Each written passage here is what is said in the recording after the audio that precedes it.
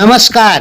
कल क्वेरा नाम की एक वेबसाइट में एक क्वेश्चन आया था कि क्या नेपाल इतना गरीब है कि वहाँ पर एक भी विकास के काम नहीं होते हैं। क्वेरा को करोड़ों लोग देखते हैं और कुछ समय पहले तक मैं भी क्वेरा पर लिखता था। नमस्कार। हमारे एक इंडियन सब्सक्राइबर ने कहा कि नेपाल का ध्यान विकास कार्यों पे बिल्कुल नहीं है और नेपाल में कोई भी परियोजनाएं नहीं चलती हैं, ऐसा उन्होंने कहा। तो हमने सोचा कि आज नेपाल में जो परियोजनाएं चल रही हैं उसके बारे में पूरी डिटेल से बता देते हैं। हमारे जो इंडियन भाई थे उन्होंने कहा कि नेपाल में या नेपाल का ध्यान फालतू लड़ाई पे लगा हुआ रहता है और विकास कार्यों पे नेपाल थोड़ा भी ध्यान नहीं देता है और नेपाल में किसी भी प्रकार की कोई विकास परियोजनाएं नहीं चलती हैं, ऐसा उन्होंने कहा। तो हमने सोचा कि चलो बताते हैं कि नेपाल में इस समय कितनी विकास परियोजनाएं चल रही हैं जो कि नेपाल को एक बहुत ही विकसित देश बनाने की ओर ले जा रही है।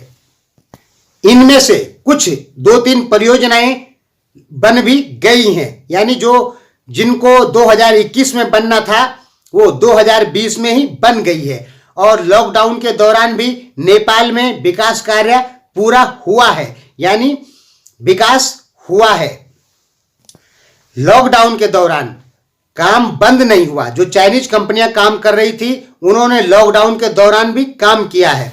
तो आपको बताते हैं नेपाल की कुछ विकास परियोजनाएं, जिनमें मुख्य है काठमांडू तराई हाईवे। ये 175 खरब नेपाली रुपए से बन रहा है। नेपाल की प्लेन एरिया की जगह और नेपाल के पहाड़, इन सब जगहों पे हाईवे बनाया जाएगा। दूसरा है निजगढ़ इंटरनेशनल एयरपोर्ट। दोस्तों, ये एयरपोर्ट बहुत बड़ा होगा, यानी कि उत्तर प्रदेश और बिहार के लोगों को भी इससे बहुत ज़्यादा लाभ मिलने वाला है और ये बहुत बड़े जगह पे बन रहा है। उत्तर प्रदेश और बिहार में ऐसा एयरपोर्ट बनाना संभव नहीं है, क्योंकि उत्तर प्रदेश और बिहार की जो आबादी है वो घनी आबादी है और वहाँ की जमीन की कीमत कुछ ज़्यादा है। यदि भारत निजगढ़ विमानस्थल जो नेपाल में बन रहा है एयरपोर्ट, उसके बराबर एयरपोर्ट बनाना चाहता है तो भारत को बहुत ही ज़्यादा पैसे खर्चे करने पड़ेंगे। तो ये निजगढ़ विमानस्थल है, ये बहुत बड़ा, साउथ एशिया में बहुत ही बड़ा एयरपोर्ट बन रहा है, लेकिन अभी इसमें कुछ अड़चनें हैं। इससे उत्तर प्रदेश और बिहार के लोगों को बहुत ज्यादा लाभ होने वाला है यदि ये बन गया तो। नंबर 3 है मलेची फ्रेश वाटर सप्लाई। इस परियोजना के तहत बहुत सारे गांवों में फ्रेश वाटर पहुंचाया जाएगा। नंबर 4 में है आपका त्रिशूली हाइड्रो प्रोजेक्ट। इसमें 216 मेगावाट लाइट पैदा की जाएगी। आगे है हाउसिंग सीमेंट। इसमें 3000 टन सीमेंट रोज उत्पादन होगी। यह भी एक परियोजना है। और इससे आगे है सिकटा सिंचाई परियोजना। इस परियोजना के अंतर्गत लाखों हेक्टेयर भूमि को पानी दिया जाएगा। अब आगे है गौतम बुद्ध इंटरनेशनल एयरपोर्ट। इसके बनने से विदेशों से बड़े विमान, जो यात्री वाहक विमान होते हैं, वो यहाँ आ पाएंगे, जिससे कि नेपाल में बहुत सारे बौद्ध धर्म के अनुयायी आएंगे विदेशों से। और आगे है पोखरा इंटरनेशनल एयरपोर्ट। यहाँ पे भी एक बहुत बड़ा एयरपोर्ट बन रहा है। आगे है रानी जमरा कुलेरिया सिंचाई परियोजना। इस परियोजना के अंतर्गत नेपाल की हजारों हेक्टेयर भूमि को पानी दिया जाएगा। आगे है भेरी बबई डाइवर्सन मल्टीपर्पज प्रोजेक्ट है। ये 12 किलोमीटर लंबी सुरंग बनी है। इसे 2021 में बन के तैयार होना था, लेकिन ये पहले ही 1 साल पहले ही बन चुकी है। आगे है पुष्पालय मिड हिल हाईवे। ये एक बहुत बड़ा हाईवे बन रहा है। आगे है नागढुंगा नवे। आगे है हुलाकी राजमार्ग। ये भी एक राजमार्ग बन रहा है, हाईवे बन रहा है।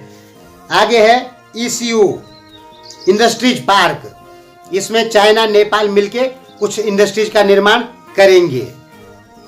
और एक है MCC, हालांकि ये विवादित है लेकिन ये भी नेपाल के विकास में काफी सहायक होगा, इस समय ये विवाद में है। और बूढ़ी गंडकी, अरुण, कर्णाली जैसे कई जगह पे हाइड्रो प्रोजेक्ट काम कर रहे हैं। इनका जो मकसद है 2023 तक 14,000 मेगावाट लाइट को पैदा करना। नेपाल के लिए केवल 500 मेगावाट, लगभग केवल नेपाल को 500 मेगावाट लाइट की आवश्यकता है, या 600 लास्ट। उससे ज्यादा जो एक्स्ट्रा लाइट होगी वो भारत या बांग्लादेश को बेची जाएगी। नेपाल की अपनी जो लाइट पैदा करने की क्षमता है वो 50,000, 60,000, 70,000 मेगावाट तक है, जो कि बहुत ही ज्यादा होता है। लेकिन अभी नेपाल में लाइट का उत्पादन जितनी क्षमता है उसका 15% भी नहीं हो रहा है। इसलिए नेपाल ने बहुत सारे हाइड्रो प्रोजेक्ट चालू किए हैं 2023 तक। फिलहाल इनकी जो योजना है कि 2023 तक कैसे भी करके 14,000 मेगावाट से ऊपर लाइट पैदा करनी है। हालांकि हम जितनी परियोजनाएं नेपाल में चल रही हैं उसका पूरा डिटेल आपको नहीं दिए हैं। हम एक बहुत ही शॉर्ट में, संक्षेप में आपको इन परियोजनाओं के बारे में बताए हैं। अभी ऐसी बहुत सी परियोजनाएं हैं जो नेपाल में चल रही है नेपाल के विकास के लिए। तो हमारे जो मित्र जिन्होंने कहा था कि नेपाल विकास की तरफ बिल्कुल ध्यान नहीं दे रहा है, तो ये गलत है। नेपाल भीतर ही भीतर अपने विकास में पूरा ध्यान दे रहा है। माने कि हमारा मतलब कि किसी पे डायरेक्ट इल्जाम लगाना भी सही नहीं होता है। हालांकि भारतीयों को लगता है कि नेपाल में विकास कार्य नहीं होते हैं। दोस्तों, ऐसा बिल्कुल नहीं है। हमने आपको नेपाल की कुछ विकास परियोजनाएं बता दी।